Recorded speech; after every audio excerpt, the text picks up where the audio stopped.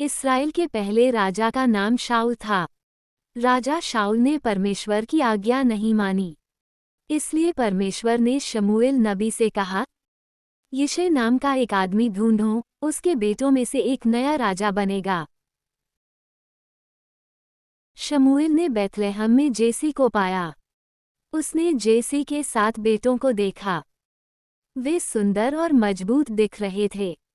वे नहीं, भगवान ने कहा, मुझे दिखावे की परवाह नहीं है। मुझे परवाह है कि किसी व्यक्ति के दिल में क्या है।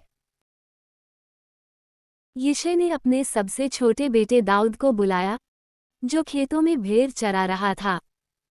शमूएल ने उसे देखा और परमेश्वर ने कहा, वह वही है। इस प्रकार दाऊद को नया राजा अभिषिक्त किया गया। कुछ समय बाद इस्राएलियों ने पलिश्तियों से युद्ध किया। गोलियत नामक एक विशालकाय पलिश्ती सैनिक ने इस्राएलियों को चुनौती दी कि वे उससे लड़ने के लिए एक योद्धा भेजें। लेकिन इस्राएली बहुत डर गए। दाऊद सेना में अपने भाइयों के लिए भोजन लाया। उसने गोलियत की चुनौती सुनी और डरा नहीं।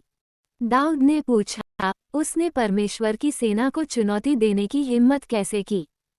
मैं उससे लड़ूंगा। आश्चर्यचकित होकर राजा शाऊल ने दाऊद को अपना कवच दिया। दाऊद ने कहा, नहीं, भगवान ने जंगली जानवरों को मारने में मेरी मदद की है। वह गोलियत के खिलाफ भी मेरी मदद करेगा।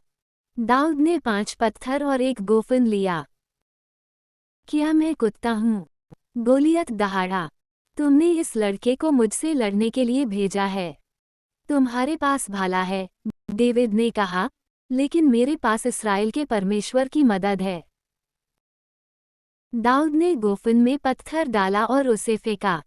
पत्थर गोलियत के माथे पर लगा और वह नीचे गिर गया।